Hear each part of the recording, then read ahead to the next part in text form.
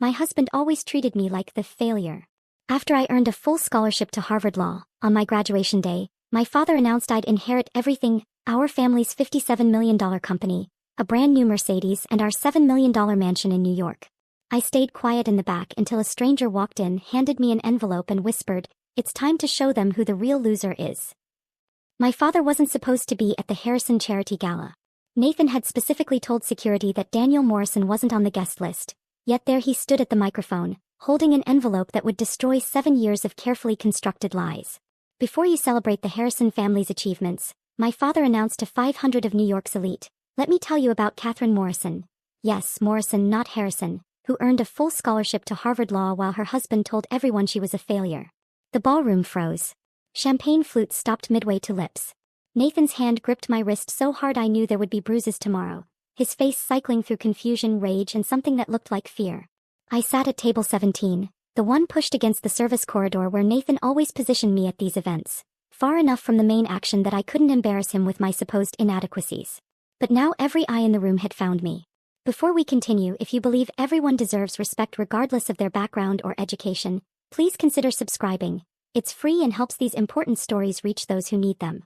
6 hours earlier, I had been in our brownstone kitchen, preparing Nathan's breakfast with the mechanical precision of someone who had learned that deviation meant conflict. Egg whites with truffle oil, whole grain toast cut diagonally, orange juice with exactly 3 ice cubes. The Yale reunion invitation sat on the counter, Nathan's sticky note attached. "Don't embarrass me this time." Last year's reunion remained a catalog of failures he still recited. The wrong fork at dinner, my community college mention, the way I had smiled too much at the bartender. I had tucked my Harvard Law textbooks deeper into my work bag, checking twice that the zipper was fully closed.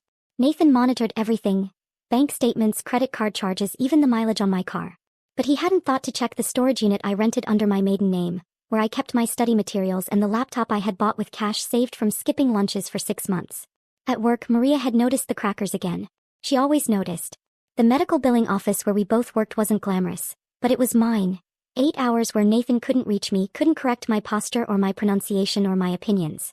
Maria slid half her sandwich across the break room table without comment. She knew about Nathan's financial audits every Sunday night, the spreadsheets where I had to account for every penny while he drank scotch that cost more than my weekly salary. "Tonight's the gala?" Maria had asked quietly. I had nodded, already dreading it. The Harrison Foundation Charity Gala was Nathan's favorite stage, where he could display his philanthropy and his connections while I served as the cautionary tale, the charity case he had married, proof of his generous nature.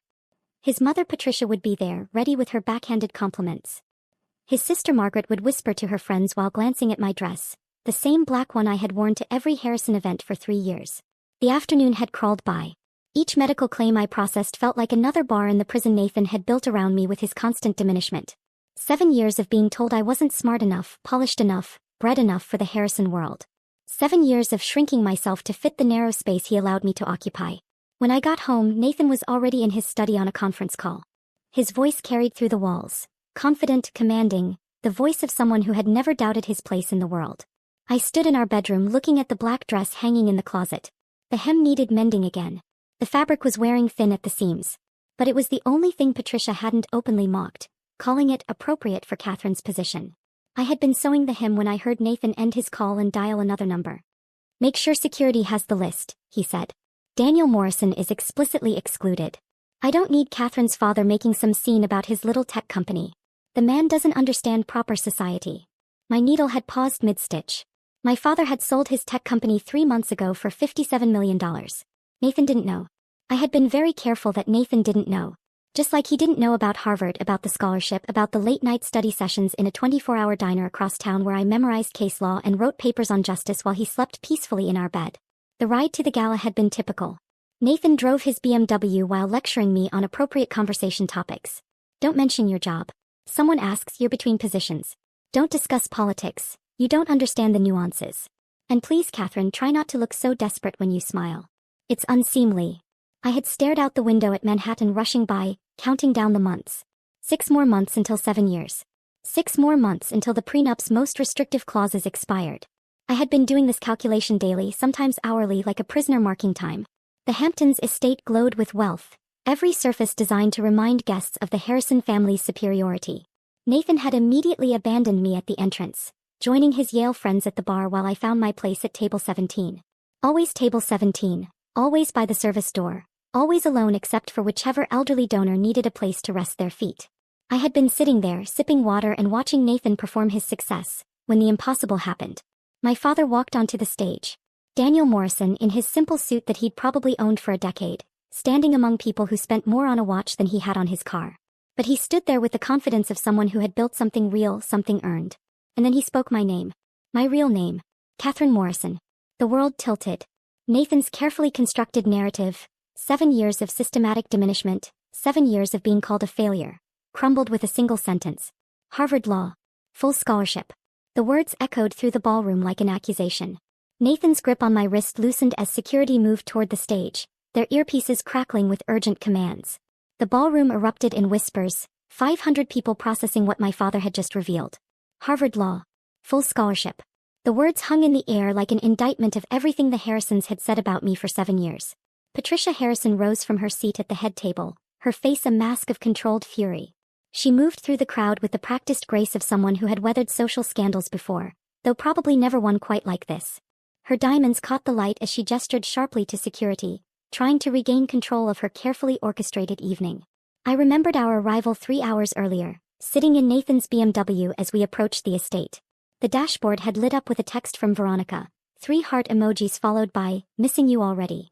Nathan had swiped it away without even trying to hide it, his eyes never leaving the road as he continued his pre-gala lecture. Remember, if anyone asks about your career, you're exploring options. Don't mention that medical billing office. It's embarrassing. And if the conversation turns to current events, just smile and redirect. You don't have the background to contribute meaningfully. His words had washed over me like they always did, each one carefully chosen to remind me of my place. The prenup sat between us like a third passenger, invisible but ever present. 6 more months. He had reminded me of it just that morning, casual but pointed. It would be such a shame if you threw away 7 years over something trivial, he had said, watching me organize his vitamins. Especially when you'd leave with nothing. The receiving line at the gala entrance had been its own special form of torture. Patricia had positioned herself at the door like a general reviewing troops, her cheek kisses distributed according to a complex hierarchy only she fully understood. Senators received genuine warmth. CEOs got professional courtesy. When she reached me, her lips barely grazed the air beside my face. "And this is Nathan's wife," she had told the mayor's wife, her pause before the word wife, stretching just long enough to be insulting. "She's between careers at the moment." The mayor's wife, a woman with kind eyes and silver hair, had looked at me with unmistakable pity. "Oh, how nice. Taking time to find yourself." Nathan had laughed, that bright, false sound he deployed at these events. "Catherine's still figuring things out. Aren't you, darling?" His hand on my lower back had pressed just hard enough to be a warning. Margaret Harrison had appeared then, Nathan's younger sister, all sharp angles and sharper tongue. "Catherine, you wore the black dress again. How consistent of you." Her friends had tittered behind their champagne flutes, a chorus of privileged amusement. I had made my way to table 17 after that, my designated spot at every Harrison event. The place card had my name written in elegant calligraphy, positioned at the table nearest the kitchen doors where the servers brushed past constantly, their trays clattering. The elderly gentleman beside me, Mr. Worthington, had fallen asleep before the appetizers arrived, his gentle snoring the only conversation at our exile table. From that vantage point I had watched Nathan work the room. He moved between groups with the confidence of someone who had never doubted his welcome anywhere. At the head table, surrounded by investment bankers and hedge fund managers, he had launched into what I recognized as his favorite story, the one about his wife's attempt to understand cryptocurrency at a dinner party. His hands moved in familiar patterns, mimicking my supposed confusion, my adorable incompetence. The laughter that followed had carried across the ballroom, each chuckle another small cut. Derek Chin, Nathan's Yale roommate, had been particularly amused. "God, Nathan, where did you find her? It's like Pretty Woman, except Julia Roberts never quite figures out which fork to use." "The rescue mission continues," Nathan had replied, raising his glass in mock toast. "Some projects take longer than others." I had been staring at my untouched salad, practicing the breathing exercises my therapist had taught me before Nathan found out about the sessions and canceled them, when movement near the service door caught my eye. Through the narrow window I saw him. My father. Daniel Morrison, wearing the same gray suit he had worn to my college graduation, arguing with 2 security guards. His work boots, the ones he refused to replace despite having sold his company, stood in stark contrast to the marble floor. The envelope in his hand looked official, legal, important. One security guard reached for it, but my father pulled it back, his voice rising just enough that I could hear fragments through the door. My daughter. 7 years. The truth. My heart had started hammering. I hadn't seen him in 2 years, not since Nathan had orchestrated the final break. Your family holds you back, he had said after a particularly tense Thanksgiving. They don't understand our world. It's for your own good. He had made it sound logical, caring even. But really he just couldn't risk them seeing what he was doing to me. The security guards had been getting more aggressive, one speaking rapidly into his earpiece while the other tried to guide my father away from the door. But Daniel Morrison had built a tech company from nothing. He had negotiated with venture capitalists and hostile boards. 2 security guards weren't going to stop him from whatever he had come here to do. That's when my father had done something unexpected. Instead of fighting through the service entrance, he had walked away. The guards had relaxed, probably reporting the situation handled. But I knew my father's tactical retreats. He wasn't giving up. He was finding another way in. 5 minutes later he had appeared at the main entrance. Not skulking or hiding but walking straight through the front door during a shift change, when one set of guards was briefing their replacements. He moved with purpose, not running but not hesitating, heading directly for the stage. Patricia had been in the middle of introducing the evening's program when my father climbed those steps. The microphone had been live. The entire room had been watching. And then he had spoken my name, my real name, not the diminished version Nathan had created. And everything I had hidden for 6 months came spilling into the light. Now, as security finally reached the stage, my father stood his ground. He held up the envelope and his voice carried over the chaos. 7 years of lies end tonight. 7 years of lies end tonight, my father repeated, his voice cutting through the chaos as security guards reached the stage. He held the envelope higher, and something in his stance, the set of his shoulders, the steel in his eyes, made them hesitate. This wasn't some drunk party crasher or activist with a cause. This was a father who had waited long enough. My father looked directly at Nathan, who stood frozen at the head table, his face drained of color. Nathan Harrison, you've spent 7 years telling everyone my daughter is a failure. You've paraded her around these rooms like a rescued animal, proof of your charitable nature. His voice grew stronger with each word. But while you were playing with your daddy's trust fund, buying yachts you name after yourself, I built Morrison Industries from a garage startup into a $57 million technology empire. The ballroom seemed to inhale collectively. I saw Derek Chen's mouth fall open. Patricia Harrison's hand went to her throat, fingering her pearls like a rosary. The security guards had stopped advancing, looking between my father and Patricia for direction. Nathan finally found his voice. This is ridiculous. Daniel, you're embarrassing yourself. Security, remove this man immediately. But my father wasn't finished. He pulled papers from the envelope, each one crisp and official. Let me tell you what my daughter has been doing while you called her worthless. He held up the first document, and even from table 17 I could see the Harvard seal. Catherine applied to Harvard Law School in secret. She took the LSATs at a testing center 40 miles away so you wouldn't find out, Nathan. She studied in 24-hour diners in library basements, in her car during lunch breaks. My hands were shaking so violently I had to press them flat against the table. Every secret I had guarded, every late-night study session, every hidden textbook. My father was laying them bare before 500 people. She didn't just get accepted, my father continued, his voice rising. She earned a full scholarship. Perfect LSAT score. Perfect grades while working full-time and managing a household where she was treated like staff. She graduates next week, first in her class, and not one of you knew because she was so terrified of what Nathan would do if he found out. Patricia Harrison's gasp was audible across the ballroom. Nathan's champagne glass slipped from his hand, crystal shattering against marble, golden liquid spreading like a confession across the floor. The sound seemed to break whatever spell had held the room silent. Whispers erupted everywhere. That's impossible, Nathan said, but his voice had lost its authority. Catherine barely graduated community college. She's not capable. Of what? My father interrupted. Of being brilliant? Of succeeding despite you? You've spent 7 years trying to convince her she's nothing and still she rose. That's not weakness, Nathan. That's strength you could never understand. Movement at my table made me turn. An elegant woman in her 60s had appeared beside me, silver hair swept into a chignon, wearing a simple navy dress that somehow looked more expensive than all the designer gowns in the room. She sat down in the empty chair, her movements deliberate and calm despite the chaos around us. Catherine, she said quietly, I'm Judge Elizabeth Brennan. Your father asked me to give you this when the moment was right. She placed a thick envelope in front of me, heavier than paper should be. I think that moment is now. My fingers fumbled with the seal. Inside were documents that made my vision blur.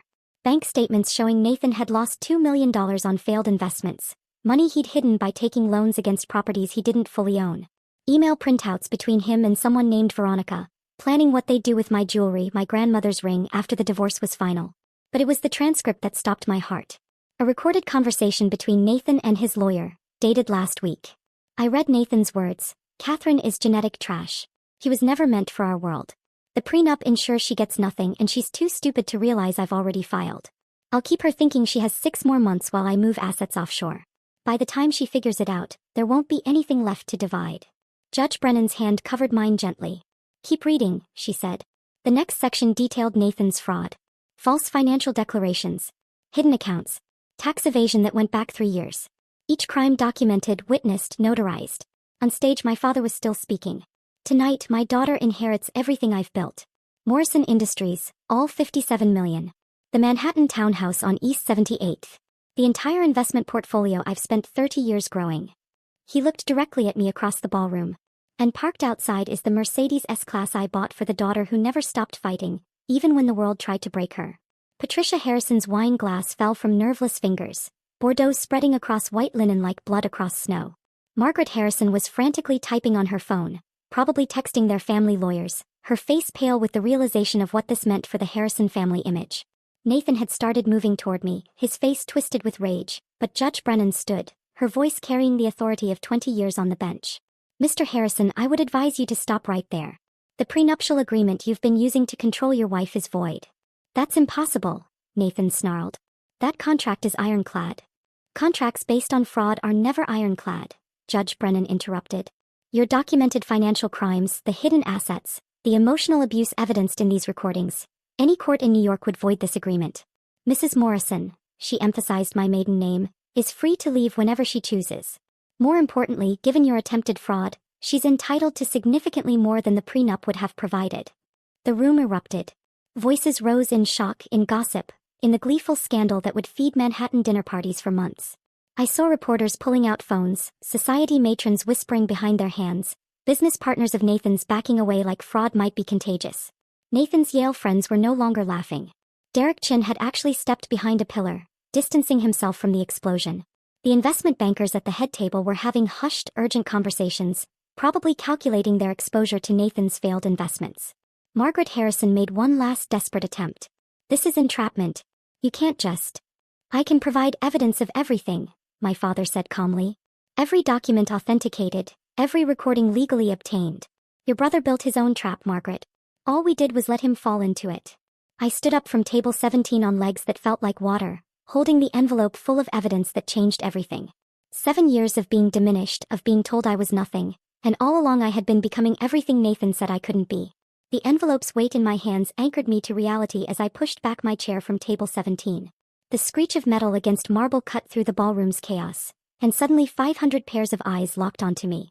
My second-hand black dress, the one I'd worn to every Harrison event for 3 years, suddenly felt different against my skin. Not shabby or inadequate, but like armor I'd been forging without realizing it, each thread strengthened by every insult I'd endured. The path to the stage stretched before me 40 feet that might as well have been 40 miles. Guests pulled back as I moved forward, creating a corridor through designer gowns and bespoke suits. I heard someone whisper, "Is that really her? The failure?" Another voice responded, "Apparently not." Nathan lunged from his position near the head table, his face contorted with desperation. His fingers caught my wrist, the same grip he'd used 1,000 times to steer me where he wanted me to go, to position me like a prop in his perfect life.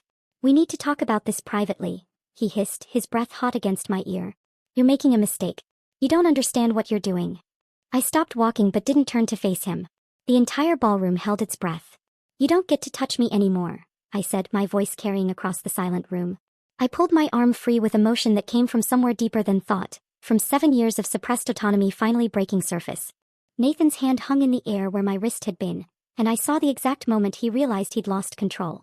His mouth opened and closed, but no words came. Behind him, Derek Chin had his phone out, recording everything. The Yale Brotherhood was documenting their friend's downfall. As I continued toward the stage, movement in the crowd caught my eye. There, standing between 2 senators' wives, was Maria from the medical billing office. My Maria, who'd shared her lunch when I couldn't afford my own, who'd held my hand under break room tables while I cried about Nathan's latest cruelty. She stood there in a simple blue dress I recognized from Target, her phone raised and recording, tears streaming down her face. When our eyes met, she gave me a thumbs up and mouthed, finally. My father's voice found me as I reached the stage steps. I invited someone who actually cares about you, sweetheart. Someone who's seen the truth all along. Maria's presence changed everything. Among 500 faces that had watched my humiliation for years, there was one person who had seen me, really seen me, not as Nathan's disappointing wife or Patricia's embarrassing daughter-in-law, but as Catherine. Just Catherine. Judge Brennan helped me up the final steps to the podium. The microphone weighted like a weapon I'd never known I could wield. I pulled out the first email from the envelope, my hands steadier than they'd been in years. "I'm going to read you something," I said into the microphone. My voice echoed through the ballroom and I barely recognized it as my own. "This is an email Nathan sent to Derek Chin last month." Derek's face went white. He lowered his phone, suddenly wishing he could disappear into the marble floor. I read Nathan's words slowly, letting each one land like a verdict.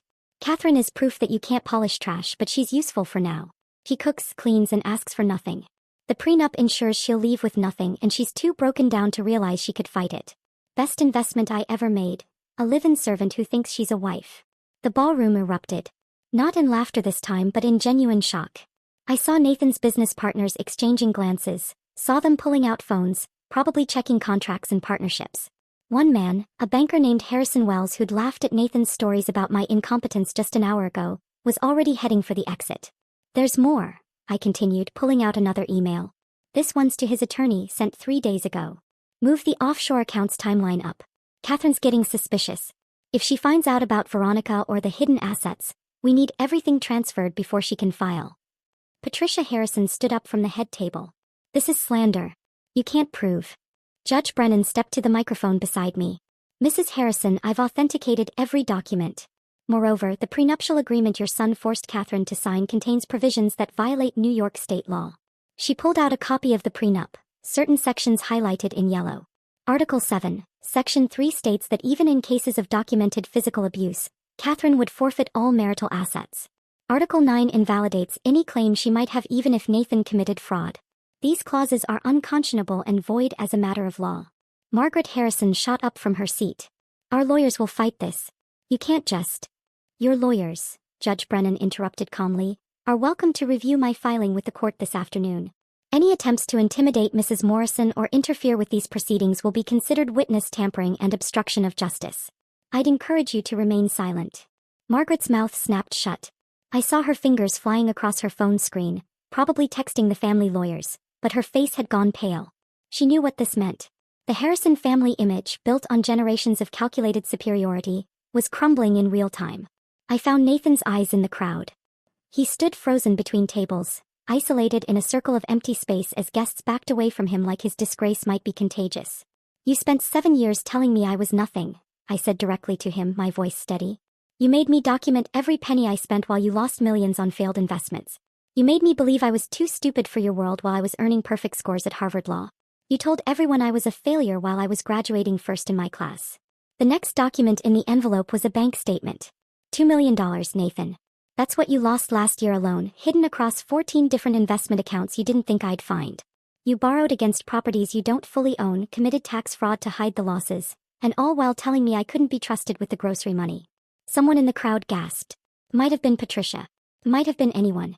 The sound rippled through the ballroom like dominoes falling, each person reassessing what they thought they knew about the Harrison family fortune.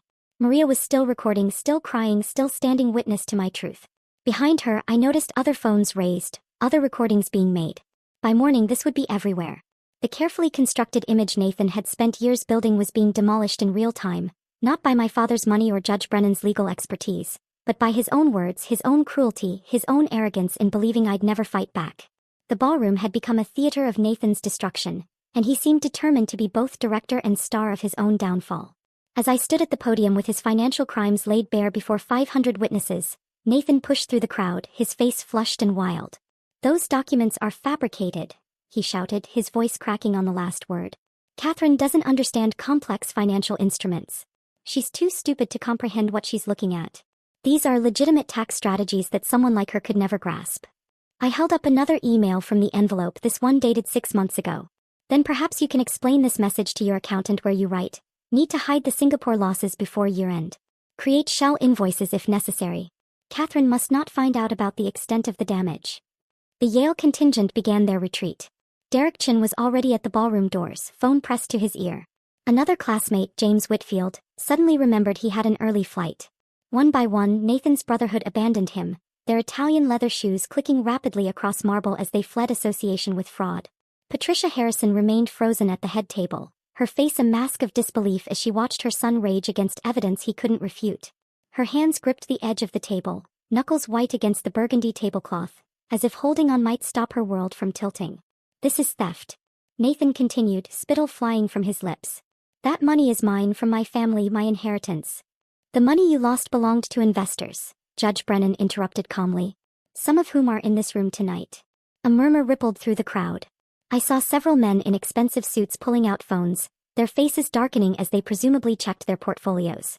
Nathan had been playing with other people's money, not just his family's fortune. Movement near the exit caught my attention. A woman in a red dress had stood up from table 12, her blonde hair catching the light as she turned toward the stage. Veronica, Nathan's mistress, the one whose heart emojis had popped up on his phone throughout our marriage. She stood there for a moment, surveying the wreckage, then spoke in a voice that carried across the ballroom. "He promised me her jewelry," Veronica announced, her voice flat and matter-of-fact. "Said Catherine's grandmother's diamonds would look better on someone who appreciated them. Told me I could have the brownstone too once she was gone by Christmas." The words should have hurt, but instead I felt a strange lightness. Every suspicious late night, every weekend conference, every time Nathan had made me feel paranoid for questioning his absences, I had been right all along. The relief of validation outweighed the sting of betrayal. "Veronica, shut your mouth," Nathan roared, but she was already walking out, her heels clicking a staccato farewell. "He said you were too damaged to leave," she added over her shoulder. "Said he'd broken you down so thoroughly you'd never have the courage to walk away." The doors closed behind her with a definitive thud. Margaret Harrison chose that moment to make her move. She charged toward the stage, her designer gown hiking up as she took the steps two at a time. "This is enough," she shrieked, reaching for the microphone. "Catherine, you ungrateful little nobody. We welcomed you into our family, and this is how you repay us." I stepped back, letting her grab the microphone. "Sometimes the best revenge is letting people reveal themselves. Those investment losses were supposed to be confidential." Margaret continued, her face red with fury. "The board wasn't supposed to know about the Singapore accounts or the Caribbean holdings." She stopped mid-sentence, realizing what she'd just admitted. Judge Brennan was already writing in her legal pad, documenting Margaret's confession that she knew about Nathan's fraudulent activities. "Ms. Harrison," Judge Brennan said quietly, "you've just admitted to knowledge of securities fraud. I suggest you stop talking and contact your attorney." Margaret's face went from red to white in seconds. She backed away from the microphone, nearly tripping over her gown as she stumbled down the stairs. Her phone was out before she reached the floor, fingers fumbling as she presumably called the family lawyer. Patricia Harrison finally found her voice, rising from her chair with the imperious bearing of someone who'd never been challenged in her life. "Enough of this circus," she declared, her voice carrying the authority of old money and older prejudices. "Catherine was nothing before us. Nothing. We took pity on her, gave her a life she could never have achieved alone. We tried to elevate her, to teach her, to make her worthy of the Harrison name." Judge Brennan raised her phone, recording Patricia's words. "Please continue, Mrs. Harrison. This is excellent evidence of the hostile environment my client endured." But Patricia was beyond stopping, her composure finally cracking after watching her son's empire crumble. "We had a plan to fix her. Nathan was doing important work, breaking down her ridiculous middle-class pretensions, teaching her how to be grateful for what she'd been given. Every dinner, every event, every interaction was designed to show her what she really was, a charity case who should thank us for tolerating her presence." The ballroom had gone completely silent. Even the waitstaff had stopped moving, trays forgotten as they witnessed Patricia Harrison confessing to 7 years of coordinated psychological abuse. "We all knew she wasn't good enough," Patricia continued, gesturing wildly at the crowd. "You all knew it too. You laughed at our jokes about her failures, you whispered about her second-hand clothes, you understood that she was Nathan's burden to bear. And now she stands there, pretending to be something she's not, destroying a family that showed her nothing but generosity." My father stepped forward from the side of the stage. "Generosity." His voice was quiet but dangerous. "You systematically destroyed my daughter's self-worth while she earned a Harvard Law degree. That's not generosity, Patricia. That's cruelty dressed up in designer clothing." The room's energy had shifted completely. Where there had been shock and scandal, now there was something else: disgust. The elite of New York society were seeing the Harrisons for what they really were, and they were already calculating their distance from the fallout. Nathan made one last desperate attempt, his voice breaking as he shouted, "None of this changes what she is. She's still nobody, still worthless, still standing." I said quietly into the microphone. After everything you did, I'm still standing. The ballroom erupted, not in laughter this time but in something else. Applause started from Maria's corner, spreading through the room as people began to understand what they'd really witnessed tonight. Not just the exposure of financial fraud, but the public unraveling of a man who'd built his identity on crushing someone else's spirit. Nathan stood in the middle of the ballroom, isolated in a circle of empty space, his Yale friends gone, his mistress departed, his family's reputation in ruins. He looked smaller somehow, diminished without the armor of inherited privilege and social position. The applause continued as I stepped down from the stage, my legs trembling with exhaustion and adrenaline. The crowd parted again, but this time their faces held something different. Respect, perhaps, or at least the recognition that I was more than they had been told to believe. As I reached the bottom step, 3 people approached me purposefully, their faces familiar but unexpected in this context. Catherine, a woman with graying hair and kind eyes, touched my arm gently. You probably don't remember me. Linda Reeves.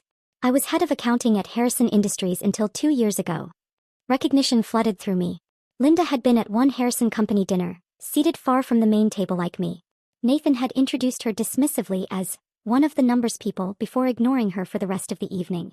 I was terminated for questioning discrepancies in the quarterly reports, Linda continued, her voice steady but emotional.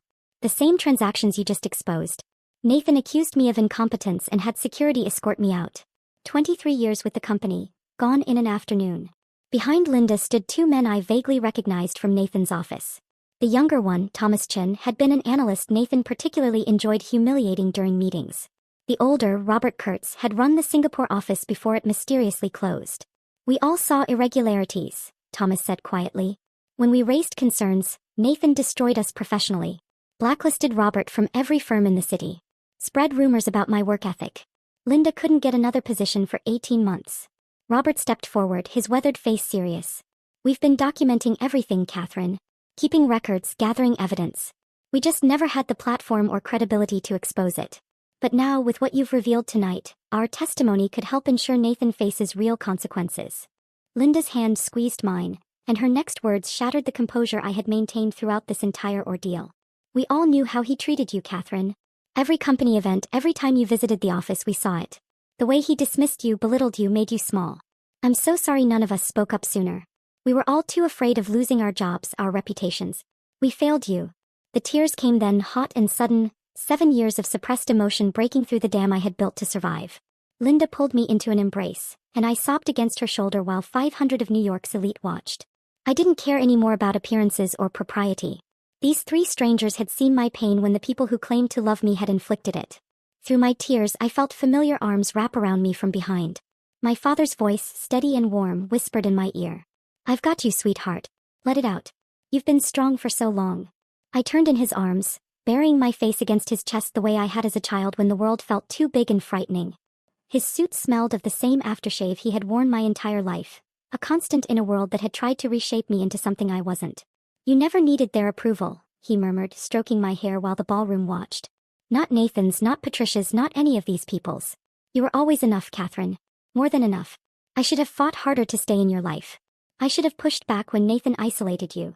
This embrace felt different from any touch I had experienced in 7 years. Nathan's hands had always been performative, positioning me for photos, steering me through crowds, marking possession. Or they had been controlling, gripping too tight, holding me in place. But never comforting. Never safe. Never home. Maria appeared at my side, mascara streaked down her cheeks, and joined our embrace. Here in this ballroom full of millionaires and power brokers, the people who truly cared about me formed a protective circle. Linda, Thomas, and Robert stood nearby, creating a buffer between us and the gawking crowd. From across the room, I noticed the head caterer, Antoine, directing his staff with pointed precision. Nathan's table, where he stood isolated and rage-filled, had been cleared of everything. Wine, water, even bread.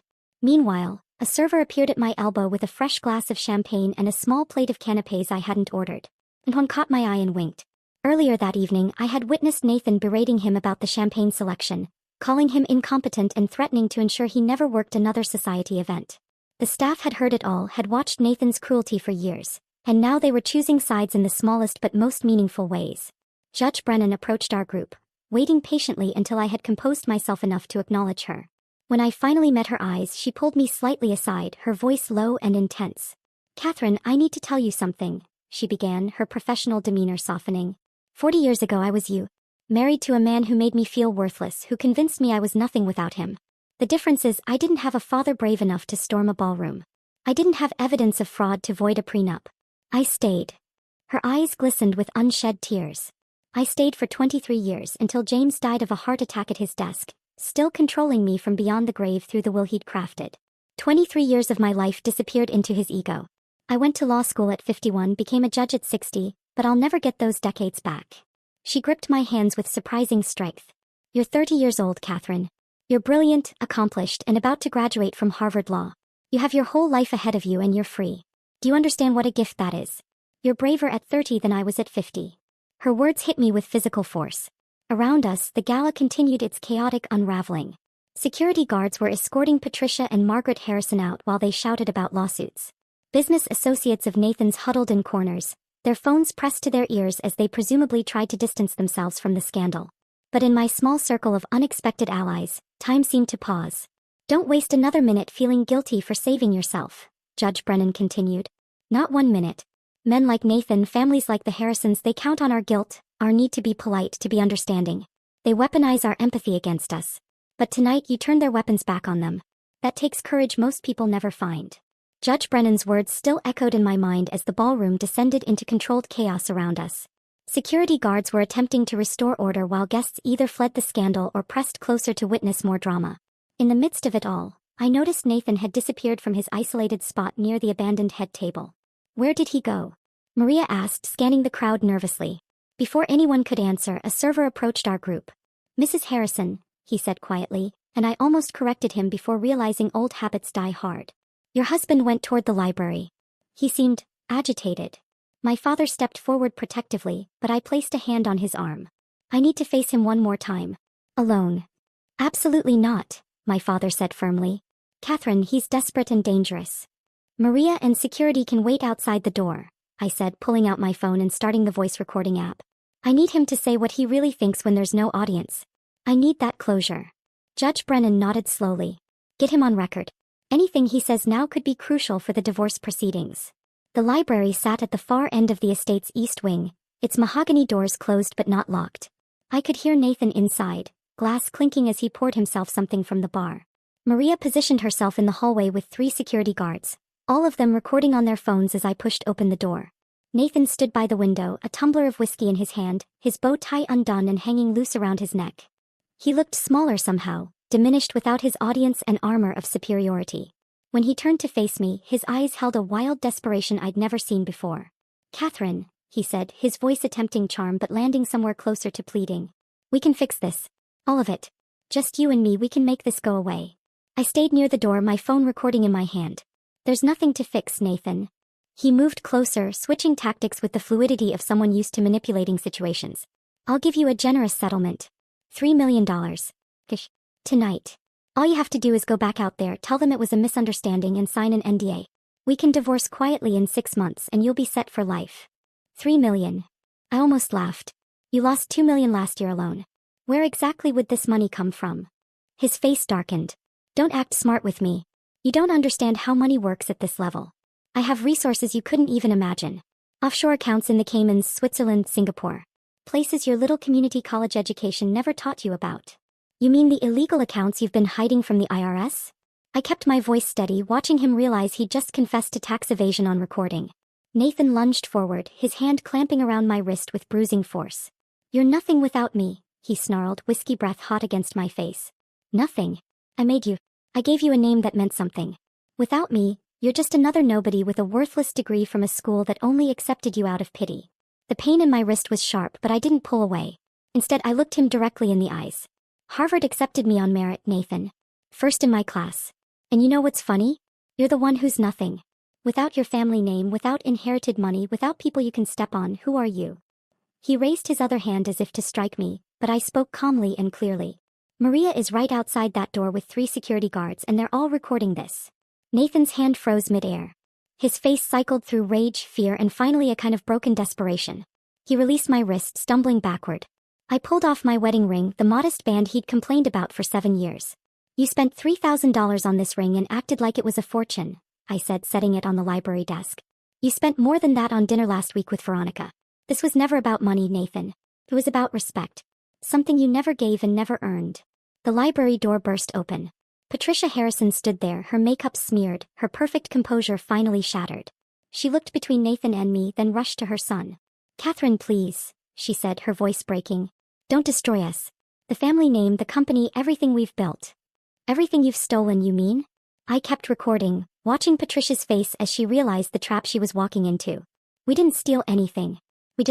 We protected Nathan from himself. When he started losing money, we covered it with funds from his trust. When those ran out, we borrowed against properties. We kept up appearances because that's what families like ours do. We protect each other." "You mean you lie for each other?" I said quietly. "Generation after generation, covering failures with fraud, building a dynasty on deception." Patricia's confession tumbled out, years of secrets spilling like wine from a shattered glass. His grandfather did the same thing.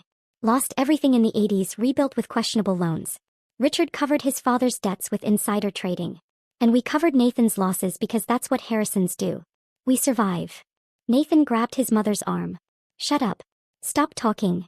But Patricia was beyond stopping, her world crumbling, taking everyone down with her.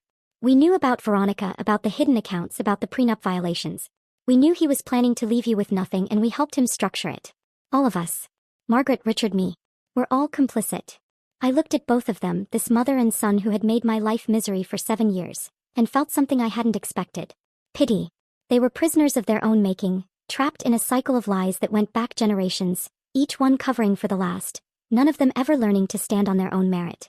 "I have everything I need," I said, holding up my phone. "Confessions, admissions of fraud, evidence of conspiracy. Judge Brennan will have all of it by morning." I turned to leave, but Nathan's voice stopped me. "You'll regret this, Catherine. I'll destroy you. I'll make sure you never practice law, never." "Nathan," I said without turning around, "you already tried to destroy me. For 7 years you tried. And I'm still here. You're the one who's destroyed." I walked out of the library, past Maria and the security guards who were still recording. Through the ballroom where the party had essentially ended, guests fleeing the scandal like rats from a sinking ship. Past table 17 one last time, that place of exile that had been my assigned seat for so many humiliating evenings. My father waited at the entrance, Mercedes keys in his hand. Behind us, Nathan had followed, stumbling, shouting threats about lawsuits and revenge, his voice breaking with rage and desperation. But I didn't turn around. "The only revenge I need is living well without you," I said over my shoulder. The last image I had was in the Mercedes's rearview mirror. Nathan collapsed on the mansion's marble steps, his mother beside him, both of them finally understanding what it felt like to be powerless, to be dismissed, to be nothing in the eyes of the world they tried so hard to impress. The Mercedes pulled away from the Harrison estate as my father drove us through the night toward Manhattan. In the rearview mirror, Nathan remained collapsed on those marble steps, growing smaller until he disappeared entirely. My wrist throbbed where he had grabbed me, already bruising in the shape of his fingers, but the physical pain felt insignificant compared to the strange lightness filling my chest. 7 years of weight had been lifted in a single evening. The Manhattan townhouse stood quiet and waiting on East 78th Street. My father had arranged for Nathan's belongings to be packed during the gala, and boxes lined the entryway like soldiers standing guard. Each one labeled in the moving company's efficient handwriting, N. Harrison Clothing, N. Harrison Books, N. Harrison Office. An entire life reduced to cardboard and tape. "I'll stay tonight," my father offered, but I shook my head. "I need to do this alone." He understood, kissing my forehead before leaving me in the brownstone that had never felt like home until this moment. I walked through each room, seeing it differently now that Nathan's presence had been extracted. The study still smelled of his cologne and whiskey, but his awards and diplomas were gone from the walls, leaving clean rectangles of paint that had been protected from years of sunlight. I made coffee at 5 a.m. in a kitchen where I could finally eat without judgment. No more measuring portions to avoid Nathan's comments about my weight. No more timing my meals around his schedule. I found his sticky notes everywhere, behind the coffee maker, inside cabinet doors, tucked into drawers. Check C's spending. Review C's calendar. Monitor C's phone usage. Each one a small surveillance camera made of paper and ink. I gathered them methodically, these artifacts of control, and fed them to the fireplace one by one. The paper curled and blackened, 7 years of monitoring turning to ash and smoke. With each note that burned, I felt myself returning, like pieces of my identity were being restored from some hidden vault where I had locked them for safekeeping. Dawn broke through the townhouse windows as I sat in Nathan's former study, surrounded by the ghosts of his presence. But they were just ghosts now, powerless and fading.